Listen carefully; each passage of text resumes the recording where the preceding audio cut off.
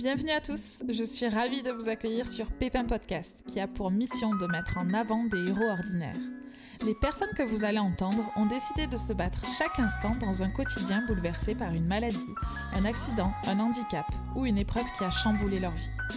Je m'appelle Pauline, je suis sensible depuis toujours aux histoires et parcours de vie atypiques et j'ai décidé qu'il était temps de mettre à profit mon accent chantant pour faire ce que j'aime le plus au monde, partager et échanger avec des personnes remarquables et inspirantes. J'espère que ces témoignages vous aideront à mieux vivre vos petits et grands pépins. Aujourd'hui, je suis ravie de vous proposer le témoignage de Julien. Diagnostiqué d'une sclérose en plaques en 2017, il a accepté de se confier sans filtre derrière le micro de Pépin. Lors de notre conversation, vous découvrirez comment il explique avec des mots simples la sclérose en plaques, les astuces qu'il a mis en place au quotidien pour mieux vivre avec la maladie, et enfin pourquoi il s'est lancé le défi fou de courir un marathon. Mais je n'en dis pas plus, je vous laisse écouter ma jolie conversation avec Julien. Bonjour Julien, merci d'avoir accepté mon invitation pour participer au podcast. Alors, je t'ai découvert sur Internet car depuis 2019, tu as créé des groupes de partage et de discussion sur la sclérose en plaques, notamment sur Facebook et sur Instagram. Alors, est-ce que tu peux nous expliquer pourquoi c'est important pour toi de parler de cette maladie ? Alors, tout d'abord, bonjour, Pauline. Euh, ce qu'il y a, c'est on m'a diagnostiqué la sclérose en plaques en 2017 et, et je n'ai pas pris le temps, je pense, de bien assimiler le diagnostic et ce que peut représenter la maladie. Donc, j'ai continué à vivre normalement et en 2019, voilà, j'ai été pas mal fatigué par le rythme et je me suis arrêté de travailler. Je me suis mis en longue maladie pour un petit peu souffler, faire le point sur, euh, sur ma vie, en gros, en prenant en compte la maladie. Euh, et puis de là, en réfléchissant, euh, je me suis dit que cette maladie, quand même, elle était très complexe, que pas beaucoup de gens la connaissaient vraiment, qu'elle pouvait faire très peur. Donc, euh, donc, il me semblait important d'en parler. Donc, au départ, c'est vrai que j'ai créé une page Facebook où je parlais, où je mettais en avant ce qui, moi, me faisait bien vivre avec ma maladie. Et ensuite, j'ai eu un projet, un défi un peu fou, c'est de courir un marathon. On en parlera juste après, mais si tu veux bien, avant de nous raconter plus en détail ton parcours, j'aimerais savoir quel jeune homme tu étais avant l'arrivée des premiers symptômes de la maladie. Quelles étaient tes passions, ton travail, ton rythme de vie ? Alors, les premiers symptômes, ils sont arrivés très tôt, à la fin de l'adolescence. Généralement, voilà, c'est à ce moment-là que ça arrive. J'étais un jeune homme tout à fait normal, on va dire. J'allais à l'école, j'avais des copains, je sortais, je faisais du sport. Tout, tout était classique, on va dire. À part que, voilà, déjà dans le sport, je jouais au rugby, du coup. Déjà dans le sport, je sentais que, ben, voilà, comparé aux copains, j'avais du mal à courir et à maintenir un effort. J'avais des crampes qui venaient régulièrement et je mettais du temps à récupérer. Donc, voilà, tout était normal dans ma vie d'un d'un jeune ado comme les autres. Voilà, à part que déjà, voilà, je sentais ces premiers symptômes qui étaient présents, quoi, et qui me faisaient déjà dire à l'époque, il y a un truc bizarre chez moi, quoi. Ce que c'est, je sais pas, mais c'est bizarre. Tu avais déjà entendu parler de la sclérose en plaques avant ton diagnostic ? Alors, oui, j'en avais entendu parler.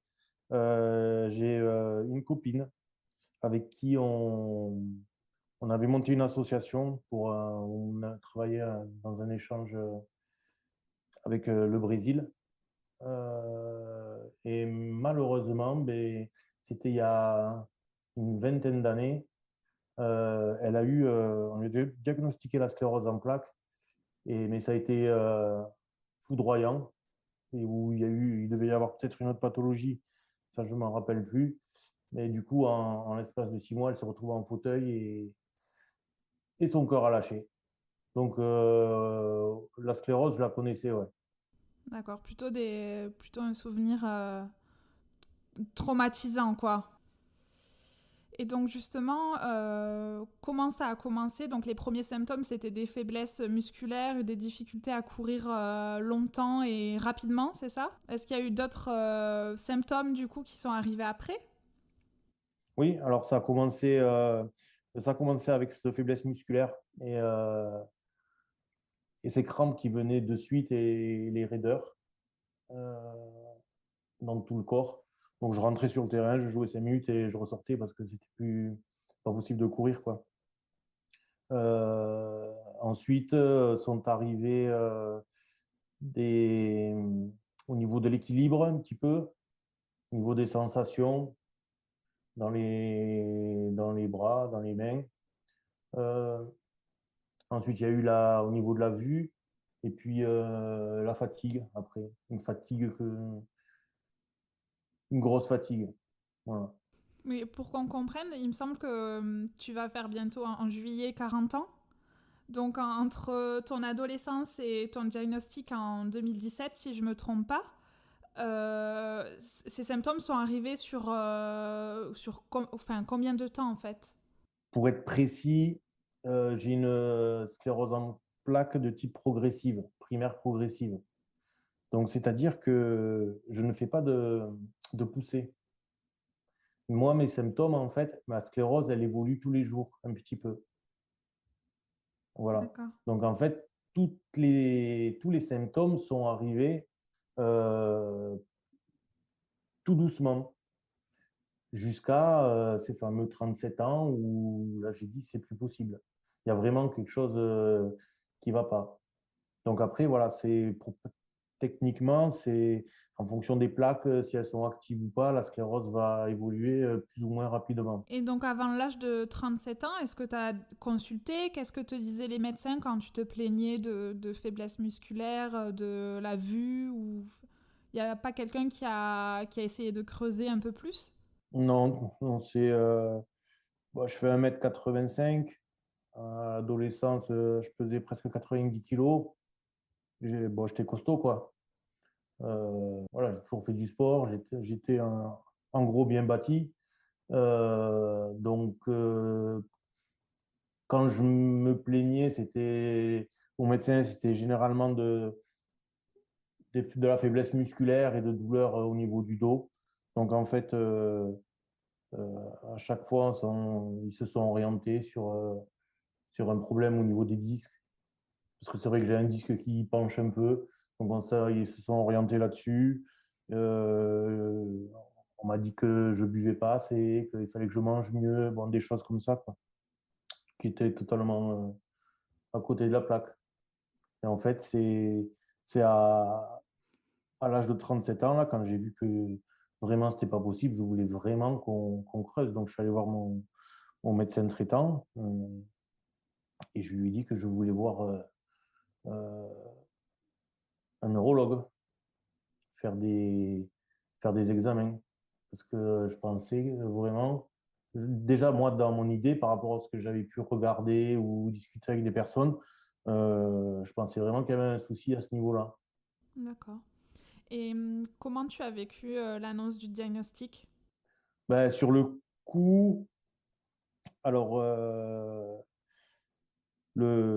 j'ai fait mes premiers examens. Donc là, on a vu qu'il y avait quelque chose qui n'allait pas, même plusieurs choses qui n'allaient pas. Donc, j'ai été hospitalisé une semaine. On a fait vraiment beaucoup, beaucoup de tests. Et à la fin de la semaine,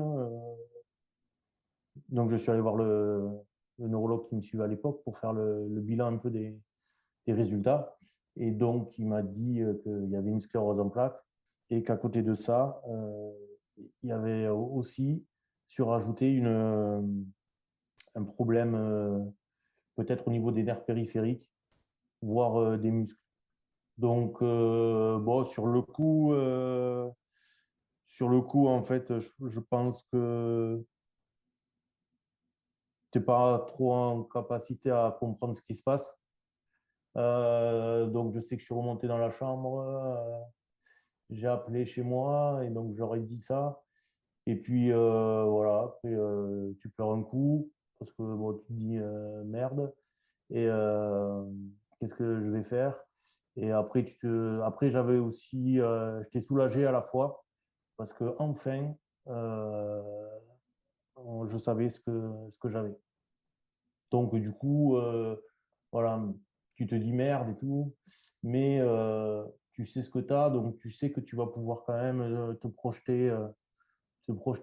Et vu que je suis d'un tempérament assez, comment on pourrait dire, à Optimiste. aller de l'avant, optimiste, ouais. Voilà, tu commences déjà à envisager la suite. Est-ce que tu peux nous donner une définition de la sclérose en plaques et nous expliquer, parce que tout à l'heure tu as parlé de que la tienne était différente de celle qui est par poussée, donc nous expliquer un peu les deux types de sclérose qui existent, s'il y a deux types. Oui, il y en a plusieurs, hein. Il y a plus que deux types.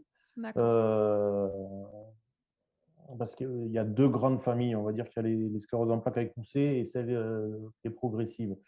Et après, euh, la sclérose, en fait, elle va être différente en fonction de chaque personne. C'est une maladie qui fait partie de soi, qui fait partie de toi. Et donc, elle agit sur toi par rapport à comment tu es, en fait. Donc, elle sera forcément différente en fonction des gens. Euh, voilà, c'est pas un rhume où on a tous le nez qui coule et les oreilles un peu bouchées, quoi. Voilà, cette maladie, elle fait partie de toi, en fait. Donc, elle va agir différemment selon les gens. Donc, toutes les scléroses sont différentes après et, et peuvent agir différemment. Voilà. Qu'est-ce qu'elle affecte en fait, la sclérose en plaques, pour les personnes qui connaissent pas du tout cette maladie? Pour les personnes qui ne connaissent pas du tout, la sclérose en plaques, en fait, c'est une atteinte du système nerveux central. C'est-à-dire que, en fait, c'est, donc pour pas faire peur à tout le monde, c'est une partie des globules blancs. C'est pas tous les globules blancs, c'est des globules blancs bien spécifiques, en fait, qui vont attaquer les connexions nerveuses au niveau du cerveau. C'est comme si vous preniez, par exemple, une ampoule. On a nos deux fils, le jaune et le bleu, le rouge et le bleu. Et c'est Oui. comme si petit à petit, en fait, la gaine qui entoure ces câbles se dégrade, en fait. Et plus elle va être dégradée, plus en fait la connexion à l'ampoule va être compliquée, donc moins l'ampoule va marcher. En gros, la sclérose, on peut la schématiser comme ça. Très belle image. Et, et est-ce que justement il y a un traitement? Ah ben, alors, il y a plusieurs traitements en fonction de la sclérose. Pour les CEP primaires progressives ou pour les progressives, on va dire qu'on va traiter plus les symptômes et éventuellement avoir un traitement de fond. Et pour les autres CEP avec des poussées, on va être généralement sous un traitement immunosuppresseur. Il en existe plusieurs. D'accord. Et à partir du moment où le diagnostic est posé, quelles sont les démarches à faire? Quelles sont les prises en charge quand on est atteint d'une sclérose en plaques? Est-ce qu'il y a des séances de kiné, des visites régulières? Comment ça se passe? Donc, déjà, l'idée de base, c'est c'est de savoir comment toi c'est de savoir comment toi tu prends la chose. Si tu décides un petit peu d'être dans l'action ou si vraiment c'est quelque chose qui va, euh, qui va en gros te détruire. Donc, Donc, en fait, à partir de là, il y a, tu peux contacter la MDPH déjà. On peut aller voir le médecin aussi pour faire un dossier ALD, pour avoir les soins pris en charge. Généralement, il y a du kiné. Par exemple, moi, j'en fais un jour sur deux. Et ensuite, il y a plusieurs soins qu'on va appeler pluridisciplinaires qui ne sont pas tous pris en charge, malheureusement. Mais il y a l'ergothérapie, on peut aussi aller voir un nutritionniste, on peut agir sur plein de choses. On peut agir sur plein de choses. Et après, il y a le suivi. Ce qui est intéressant aussi, c'est le suivi psychologique. Ne pas hésiter à se faire aider. Et comment t'as fait, toi, pour trouver ton kiné, si t'es allé chez le psychologue, ta psychologue, ton ergothérapeute, c'est le bouche à oreille ou... Ben, le kiné, je l'avais déjà. Parce que, en fait, quand on m'a dit que j'avais mal au dos, il fallait que je fasse un peu de kiné. Donc, en fait, le kiné, je l'ai commencé en 2015. Donc, j'allais déjà 2 fois par semaine. Ou 1 fois par semaine, je ne sais plus. Et donc, j'ai gardé le même kiné, en fait, qui me connaît par cœur. Et étant donné que j'ai de fortes raideurs, euh, un kiné homme, ça me va bien parce que il faut de la force pour me bouger. Comment ça, les femmes n'ont pas de force? Qu'est-ce que j'entends? Pas du tout, mais c'est c'est vraiment. J'en ai eu des kinés femmes et c'est vrai que c'est fatigant. C'est fatigant. Ah ouais, parce que je suis raide, hein, j'ai les muscles raides, j'ai les articulations raides. Voilà. Puis ce que j'aime bien chez ce kiné, c'est que euh, il n'est pas là pour me masser. On travaille vraiment ensemble. Et puis, je suis seul avec lui pendant 30 minutes. Voilà, je ne suis pas sur un appareil, il ne me branche pas des électrodes et il va faire autre chose. Il y a toute une complicité qui s'installe aussi. Et c'est vrai que d'avoir une relation importante avec son kiné, euh, c'est important. D'accord. Et qu'est-ce qui est le plus dur à gérer au quotidien à cause de la sclérose? Ouais, c'est la fatigue. De toute façon, tout le monde le dira, ça, tous ceux qui ont une sclérose le diront, c'est commun à tout le monde, c'est la fatigue. C'est pas une fatigue comme quelqu'un qui irait faire une balade et qui rentre à la maison et qui est fatigué. C'est une fatigue qui englobe.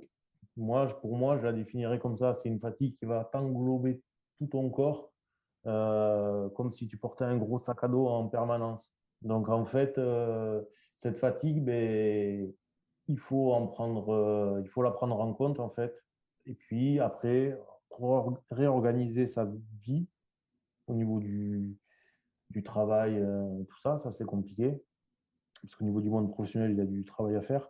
Euh, et après, c'est dans son quotidien, voilà, on va se simplifier les choses au maximum ou s'organiser de manière à ce que voilà, on fasse les choses de la même manière, mais à notre rythme ou avec notre organisation et s'accorder des moments où on se pose. Il y en a qui vont faire du yoga, d'autres qui vont faire euh, d'autres choses, de la relaxation, tout ça, c'est prendre aussi le temps d'écouter son corps. Et justement, toi, quelles astuces tu as mis en place dans ton quotidien pour pallier la fatigue, les douleurs? Est-ce que tu as recours à des médecines alternatives douces ou des astuces au quotidien? Moi, j'ai toujours été quelqu'un d'organisé. On va dire que là, je suis encore plus organisé. Euh, non, c'est que j'essaie d'anticiper au maximum les tâches à faire, en fait. Je me note les choses. Je prends le temps de me poser un petit peu dans la journée, faire des choses que j'aime. Euh, mais des astuces particulières, non, j'en ai pas forcément, quoi. C'est s'écouter, quoi, en fait.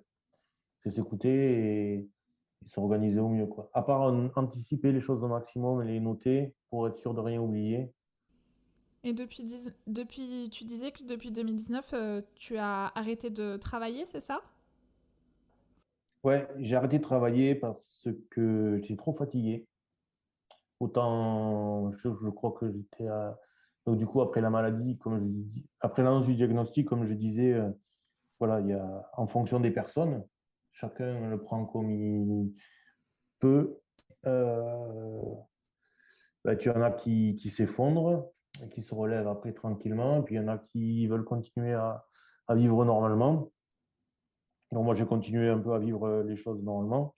Et en fait, de 2017 à 2019, entre le travail, le kiné le soir, mon fils, les courses et tout, c'est pas possible.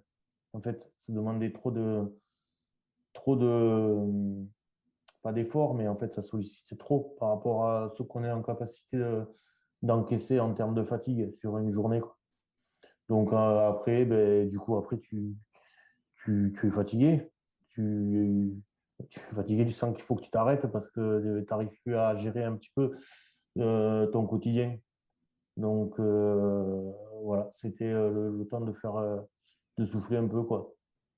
Et justement, voilà, de réfléchir un peu à comment réorganiser tout son quotidien, tout son environnement, en prenant en compte chaque difficulté qui sont liées à la maladie, quoi. Et surtout en prenant en compte la partie soins. Voilà.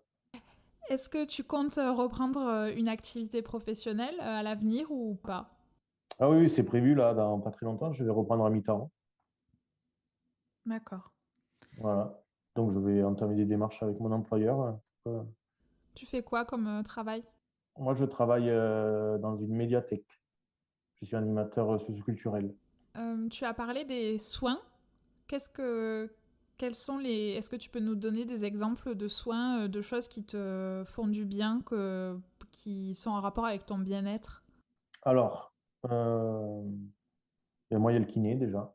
Et après, c'est de pratiquer une activité physique. Et en fait, que ce soit autant pour la sclérose que pour la myopathie, c'est la pratique d'une activité physique qui retarde tout et qui me maintient le plus longtemps, qui me maintiendra bien le plus longtemps possible, en gros. Ça tombe bien vu que j'aime faire du sport. Et qu'est-ce que tu fais comme activité physique? De la course à pied, du running, voilà. Et du coup, c'est depuis... donc il y a un an, tu as eu un déclic et tu as décidé de passer à l'action.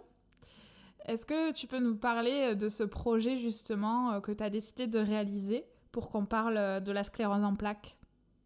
Alors, ce projet, en fait, c'est de courir un marathon, seul ou en relais. Donc, la sclérose, comme je disais tout à l'heure, hein, elle m'a empêché de courir. Et je me suis dit, tiens, ça peut être une bonne chose autant pour le moral que pour le physique de tenter ce pari, en fait, d'arriver à recourir. Je trouvais ça, je trouvais ça un défi super intéressant, en fait, et super motivant. Après, tout s'est enchaîné hyper vite. J'ai eu cette idée un soir, je me rappelle, j'en ai parlé au resto le lendemain à mon amie. Elle m'a dit, ouais, vas-y, fais-le. Donc, j'en ai parlé à une personne qui me suivait sur ma page Facebook, où je parlais plus du bien-être au départ. Et elle m'a dit, mais tiens, moi, je discute avec un ancien athlète handisport, coureur de fond, qui coach des athlètes. Appelle-le et vois. Parce que oui, je voulais par contre le faire en étant accompagné. Parce que voilà, c'est pas. On se lance pas dans un truc comme ça tout seul. Voilà, en se disant, ah, c'est cool, je me lance, je vais faire le truc, quoi. Ça représente quand même un effort au quotidien assez intense pour quelqu'un qui a une sclérose. Donc, moi, je voulais être bien accompagné. Donc, j'ai contacté cette personne qui s'appelle Stéphane et je lui ai présenté mon projet, je lui ai raconté un petit peu mon histoire. Il est de Toulouse, ma ville natale aussi. Donc, il y a des liens qui se sont créés rapidement. Et il m'a dit, OK, je te suis. Donc, moi, au départ, je lui avais dit, ouais, dans un an, je voudrais faire un marathon. Il m'a dit, non, non, attends, tu cours pas. Tu n'as pas couru depuis 10 ans. Ça va nous prendre 3 ans. Et on va y aller progressivement. Donc, on s'est entouré de Camille, qui est étudiante en STAPS à Toulouse, en activité physique adaptée. Donc, pour, euh, pour faire une espèce de ma team coach, quoi. Voilà, il y a Stéphane qui vraiment est sur le running, les entraînements, la progression et tout ça. Et puis Camille qui fait un peu le lien entre le médical et le sportif. Donc voilà, on est parti de zéro. Oui, pour qu'on se rende compte, il y a un an, t'arrivais à courir combien de temps ou c'était quoi la distance? Alors, la première chose qu'on s'est dit que m'a dit Stéphane, déjà, qu'on allait avancer en fonction de mon ressenti, de mes douleurs, tout ça, des capacités de mon corps. Je suis allé faire des tests, un test à l'effort cardiaque, un test à l'effort métabolique. Je suis allé voir un podologue, j'ai acheté du bon matos. Voilà. Et à partir de là, il avait plusieurs données aussi pour pouvoir m'accompagner, quoi. Parce que comme je disais, c'est pas, même pour la personne qui t'accompagne, faut pas faire de bêtises, quoi. Donc, au début, étant donné que ça faisait, donc j'ai commencé, ouais, ça faisait presque 20 ans que j'avais pas couru. Donc, on a commencé à marcher 5 minutes, à courir 2 minutes et à marcher 5 minutes. C'était comme ça au départ. Après, on a mis un tableau de suivi dans lequel je mettais si j'avais bien dormi, comment les douleurs, plein de choses comme ça, mes fréquences cardiaques au réveil, fréquences cardiaques après l'effort, mon poids. Voilà, ce tableau, je le remplis quotidiennement depuis un an, depuis 2 ans. Et après, un tableau aussi avec les entraînements et leur évolution. Et aujourd'hui, je cours le lundi euh, 1 heure avec, avec des variations dans les fréquences cardiaques. On va jusqu'à 140 max. Je fais un peu une partie du parcours à 130 BPM et après je monte jusqu'à 140. Le mardi, je cours 1h20. Le mercredi, je me repose. Le jeudi, je cours 1h05. Et le vendredi, je cours 1 heure.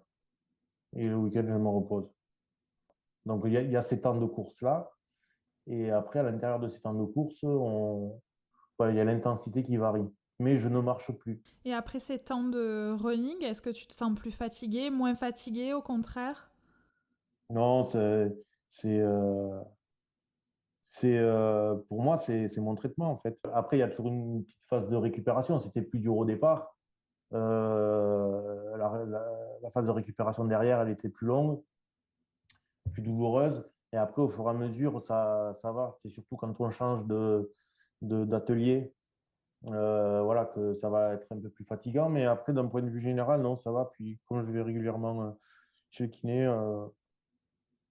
il y a un super suivi, quoi. Donc, non, je me sens mieux, ouais. Je me sens mieux, je me tiens plus droit.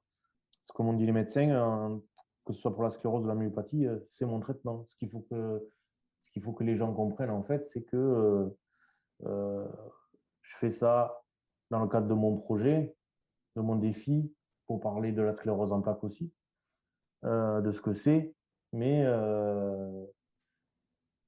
dire aux gens que voilà, c'est aussi mon traitement. C'est un tout, quoi. Oui, tant que tu cours, la maladie, elle gagne pas, quoi. Non, c'est moi qui gagne. C'est ça. Et quels sont tes objectifs de course à court terme? Parce que j'imagine qu'on fait pas un marathon comme ça du jour au lendemain, enfin, qu'on fait des petites courses avant pour s'entraîner. C'est ça. Donc, en fait, bon, ben là, il y a tout qui est annulé à cause du Covid. Euh, Mais il était prévu que j'arrive à courir 10 km pour la corrida pédestre de Toulouse, mais bon, qui est annulée. Donc Et j'arrive à... c'est quand? C'était en juillet, là. D'accord, donc l'objectif, c'est de courir 10 km 10 km pour juillet, ouais. et La en une prépara- heure ou en un peu plus? Alors, en termes de... Alors, pareil, un objectif qui était avec... quand c'était fixé dès le départ, c'est qu'il n'y a pas de... On ne se fixe pas le temps. D'accord. L'important, c'est de tenir le plus que je peux. Donc là, ouais, les 10 km, je les tiens. Je les tiens et oui, je fais. Et en plus, je fais des scores pas mal. Ouais. Je les tiens je crois que la dernière fois que j'ai regardé, je crois que j'ai fait un peu plus de 12 km en 1h20.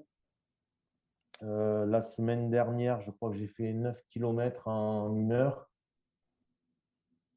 Donc, Oui, donc. ouais, apparemment, c'est pas trop mal. Et t'es jamais découragé? Il n'y a pas des jours où t'as pas envie?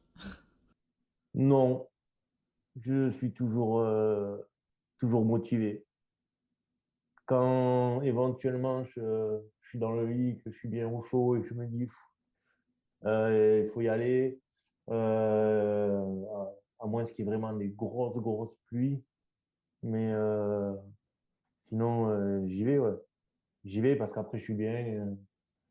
Et puis, je sais que je vais me sentir bien après, quoi. Si je le fais pas, en fait, si je fais pas d'activité physique, je sais comment je vais être. Je vais être très mal, je vais être très raide, je vais avoir du mal à marcher, du mal à bouger. Voilà. Donc, en fait, c'est mon traitement. Et si tu veux bien, tout autre sujet, on va parler des proches. Quel conseil tu donnerais aux proches des personnes atteintes de la CEP? Ah, je crois qu'il faut nous écouter, tout simplement. Voilà. Que ce soit les proches, que ce soit qui que ce soit.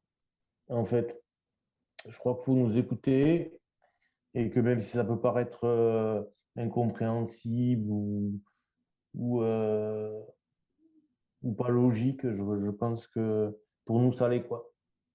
Je sais que, par exemple, j'ai déjà entendu au niveau du... J'ai déjà entendu de certaines personnes que je peux côtoyer, que j'ai pu côtoyer au travail, voilà, d'arrêter de faire mon enfant pourri gâté, euh, d'écouter de la musique calme sur YouTube, que ça repose. Bon, voilà, des choses qui n'ont rien à voir, en fait. Mais je crois que c'est juste parce qu'il y a une méconnaissance de ce qu'est la sclérose, oui, de ce que ça peut provoquer, quoi. Et donc, je pense que la seule chose à faire, c'est écouter. Parce que voilà, il y en a qui sont en fauteuil, il y en a qui ont une canne. Après, tu en as comme moi, comme 80% des personnes handicapées où ça ne se voit pas. Et justement, est-ce que tu as déjà eu des remarques, d'autres remarques désobligeantes ou une anecdote à nous raconter par rapport au fait que ton handicap ne se voit pas? Euh, à part quand je me mets sur les places bleues, là, pour, euh, pour m'économiser un petit peu la marche, tout ça, ouais, des fois, tu entends, oh, regarde, il a piqué. J'ai entendu une fois un papa qui disait à son fils derrière moi, regarde, il s'est mis sur une place bleue, c'est pas bien, c'est pour les personnes handicapées. Et tu lui as répondu quelque chose? Non, non, parce que ça sert à rien de répondre, j'ai pas envie de m'arrêter à ça. Non, je crois que j'ai dû m'embrouiller peut-être une fois à une caisse, pareil, parce que la station debout, elle peut paraître difficile en fin de journée ou des choses comme ça. Et c'est vrai que quand tu es à la caisse, que tu passes, il y en a que ça embête, quoi. Mais parce qu'ils ne voient pas. Donc, bon. Donc là, des fois, oui. C'est toujours pareil, c'est en fonction de si je suis à la caisse euh, que j'ai mal, je vais passer. Et si j'entends une réflexion, mais que j'ai vraiment mal, en fait, de suite, ça part, quoi. Et tu dis quoi dans ces moments-là? Tu dis ce que t'as ou... Je lui dis ce que j'ai et je lui dis que je lui donne ce que j'ai s'il veut. Ou s'il veut qu'on aille s'expliquer, que je lui explique vraiment. On va prendre le temps je vais prendre le temps de lui expliquer. En fait, C'est pas bien la violence. ah non, mais je parle, non, sans violence, hein, en discutant, quoi. D'accord. Ouais, Et, c'est comme si on avait un capital fort, mais voilà, ce capital fort, il faut l'entretenir sur la journée, ouais. Et quand quand tu as fini ton capital forme, bon, tu es un peu moins patient. Il y a des choses que tu tolères un peu moins, quoi. Donc en plus, vu que je fais du sport le matin, voilà, je me repose un petit peu en début d'après, mais pour récupérer, et voilà. Et des fois, c'est un peu plus dur que d'autres, en fonction de plein de choses, parce que les symptômes, on peut les ressentir plus ou moins fort comme ça. Je peux me lever un matin et ressentir certains symptômes plus forts. En fait, c'est ça aussi, c'est que tu sais pas comment tu vas te réveiller le lendemain matin. Donc, tu sais que tu vas courir, mais peut-être que ce sera un petit peu moins bien ou que ce sera peut-être un petit peu plus dur. Ou tu sais qu'aujourd'hui, tu vas être plus fatigué. Voilà. et est-ce que ça a changé ta vision de la vie, justement, le fait de pas savoir le lendemain dans quel état tu vas être? Alors, non, ça a changé ma vision de la vie sur les priorités, on va dire. La priorité, ça devient, sans tomber dans l'égoïsme, ça devient toi, en fait, ton bien-être. Et que de toute façon, l'environnement dans lequel on vit, de manière générale, il peut s'adapter toujours. Donc, voilà. Toi, tu peux t'adapter aussi, mais bon, il y a aussi c'est tout ce que tu vas mettre autour, quoi. Et donc, ça a changé sur ma vision de la vie, sur ça, quoi. Sur quelle priorité tu donnes aux choses. Et après, pour ma part, il y a aussi une volonté de prendre du temps pour expliquer, pour parler de la maladie. C'est pour ça que j'ai fait aussi, j'ai pratiquement fini là de monter une association.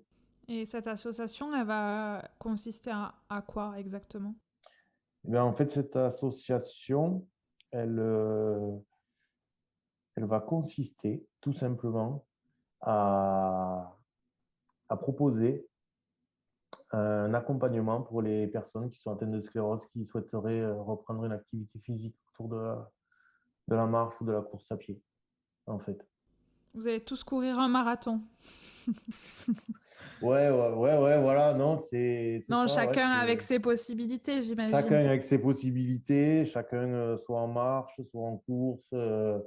Voilà, il y a, il y aura un programme en adhérent, en fait, il y aura un programme de base qui est allé sur un an, euh, avec des tableaux de suivi, et puis un accompagnement aussi que je ferai moi, et puis un accompagnement par le référent running de l'association qui sera Stéphane, en visio une fois par trimestre. Et, euh, et après, avec un programme de course, avec la possibilité de se retrouver sur les courses ou de se retrouver après sur d'autres événements. Ouais.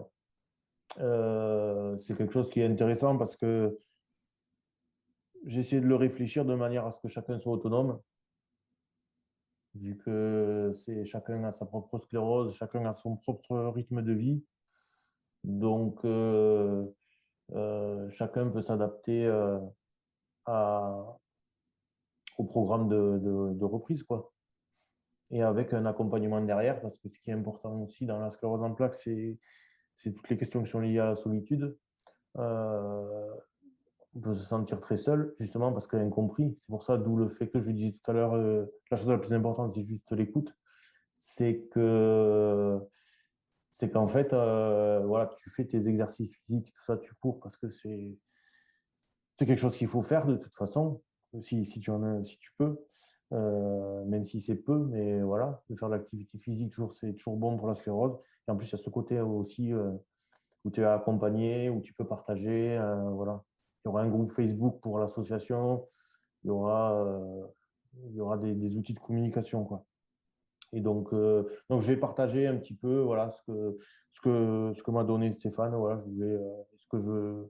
mon défi, tout ça, je voulais le partager avec d'autres personnes. Parce que du coup, c'est vrai que je suis relativement bien suivi sur la page Facebook. Et, et voilà, il y a plein de gens qui trouvent ce que je fais de bien et qui seraient prêtes à se lancer, quoi. Et je me rends compte qu'il y a aussi beaucoup de personnes qui ont la sclérose et qui aussi pratiquent le running. Donc, ça serait voilà, de le faire, de proposer un accompagnement à cette reprise d'activité avec un suivi pour briser la solitude et tout ça. Donc, voilà, on bosse là-dessus. C'est pratiquement fini. Et je voulais rajouter une deuxième chose, si tu le permets. Je t'écoute. On a le temps. L'association, elle a un deuxième objectif, c'est aussi d'accompagner des personnes qui auraient un projet un peu comme ça, fou, sportif, autour de Paris du running. Voilà. D'accord. Et tout autre sujet, tu as un fils de 7 ans. Comment tu lui as expliqué ta maladie et comment il a réagi? Ben, disons que euh, ben, je lui ai expliqué avec l'histoire de l'ampoule que ça se passait dans la tête et que voilà, ça dérangeait. C'est quelque chose qui dérangeait, quelque chose qui fatiguait. Parce qu'après, voilà, voilà, ça fatigue. Donc, c'est pour ça que des fois, je suis un peu fatigué dans les jambes ou que j'ai besoin un petit peu de me poser. Mais après, vu que je cours, on fait du vélo, on joue au foot, on fait plein de choses ensemble, il ne voit pas, quoi. Oui, il n'est pas trop impacté. Il n'est pas trop impacté comme ça, quoi. Voilà, ce qui est impactant, c'est la fatigue. C'est quand je dis, bon, mais là, écoute, je me pose 5 minutes, là, je reviens après, ou là, ouais, et c'est juste ça. Est-ce qu'il y a des moments où tu arrives à oublier que tu es malade? Quand je cours, je me sens, ouais, je peux ressentir des gènes, mais c'est pas pareil, en fait. Mais quand je cours, ouais, c'est cool. Pas l'impression Et, d'être malade. et si par magie, tu avais la chance de te rencontrer il y a 10 ans, quel conseil tu te donnerais? Il y a 10 ans, j'ai quoi? Ouais. Il y a 10 ans, ouais, je me dirais, va moins vite. Ouais, je pourrais dire ça. Va moins vite, prends le temps de plus apprécier. Non, même pas, parce que j'en ai toujours profité comme j'ai voulu. Non, Ça je va. dirais, ouais, il reste pareil, hein. Continue. Juste, ouais, voilà. Juste, des fois, quand ce sera compliqué, reste calme. On arrive aux questions de la fin. Est-ce que tu as un livre, un podcast, un film ou une musique qui t'a aidé et dont tu as envie de nous parler? J'ai bien aimé le livre, je me souviens, de Mathieu Malzieu, je crois que c'est le chanteur de Dionysos. Ah oui, Tu qui vois qui c'est, est... Vampire, En fait, j'ai lu Il est son tombé bouquin, là, malade, c'est ça? Vampire en pyjama, là. Et ce bouquin, il est intéressant parce qu'il renaît, en fait. Et après, le diagnostic, quelque part, tu renais aussi parce qu'il faut te réinventer. Et il faut tout réinventer, en fait. Donc, c'est pour ça que j'ai beaucoup aimé ce livre. Et que ce livre, il est Plein d'espoir. plein d'espoir, ouais. Brut et plein d'espoir. Voilà. Et en Ok. fait, ouais, voilà, c'est ça. Ouais, brut et plein d'espoir, c'est pas mal comme. J'ai jamais pensé à ça. C'est pas mal comme truc. Non, après, au niveau de la musique, non, il y a un peu tout, hein. Non, c'est vraiment ce bouquin, quoi. Et le film, j'avais vu un film, c'est 100 mètres, qui passait sur Netflix, là, il y a quelques années. pareil de quelqu'un qui a une sclérose en plaques et qui va faire un Ironman. Voilà. Pareil, ben, ouais, je crois que c'est pareil. C'est un jeune papa, je crois, d'une trentaine d'années, qui a un diagnostic la sclérose en plaques suite à une poussée et qui se dit, voilà, je vais faire un truc, quoi. Tu feras l'Ironman après le marathon, c'est ça?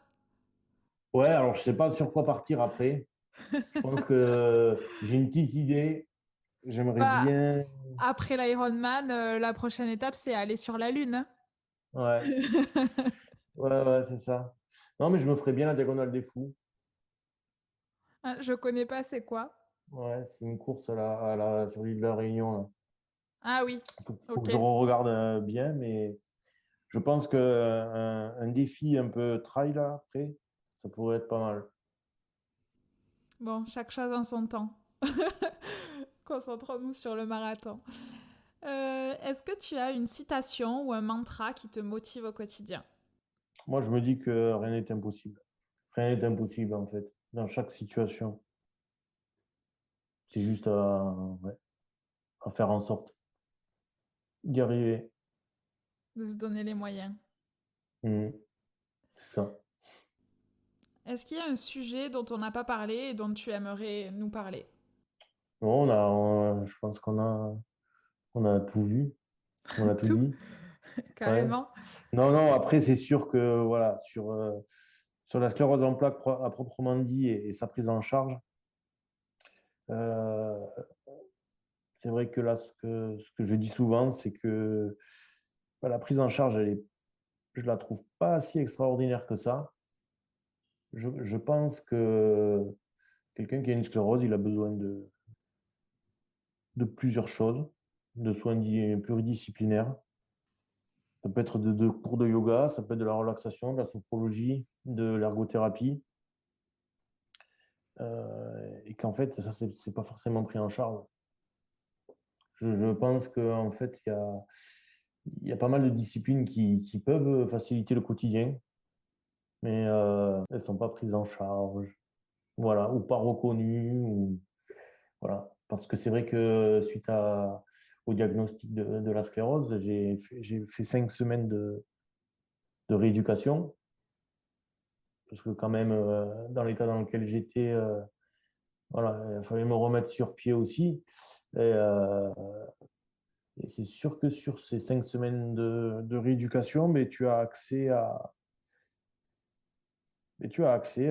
l'ergothérapie, au psychologue, tu as accès à de la sophrologie, de la relaxation, au kiné, à la muscu, à plein de choses en fait. Et dès que tu sors, ben, que tu regardes, mais tu te rends compte qu'en fait, il n'y a que le kiné qui est pris en compte, quoi, qui est pris en charge. Ouais. C'est encore des disciplines qui sont pas assez prises au sérieux, peut-être, ou Soit prise au sérieux ou oui, qu'on juge pas forcément. indispensables, alors que ça l'est. Ouais. Bon, espérons que Espérons que dans... ça bouge. Ouais, voilà. Et dernière question, qu'est-ce que l'on peut te souhaiter pour l'avenir? Ouais, le meilleur.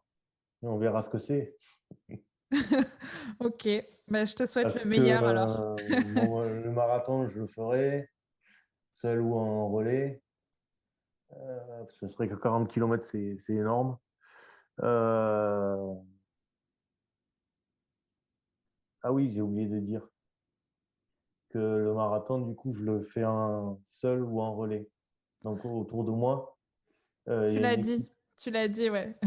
Il y a l'équipe des coachs, en gros, mais il y a aussi mon frère, mon meilleur ami, et une autre personne qui a la sclérose en plaques. On est 4. Et il y a peut-être mon médecin traitant, 5. Et en fait, ça, c'est ma team coureur. Ça veut dire que c'est avec ces 5 personnes que on fera le marathon si on a besoin de le faire en relais. Si jamais je peux courir en fait que 15 km. Voilà, sur une telle distance, ce sera moi, l'autre, ce sera mon frère, par exemple. Voilà, pour qu'on arrive à terminer ce marathon ensemble.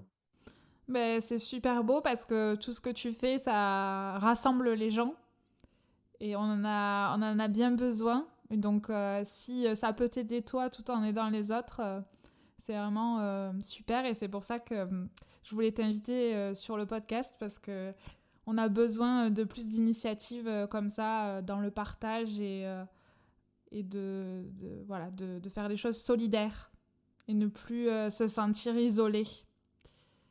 Donc, je te souhaite le meilleur. Je vous souhaite le meilleur des marathons. Tu sais déjà quelle ville t'aimerais le faire?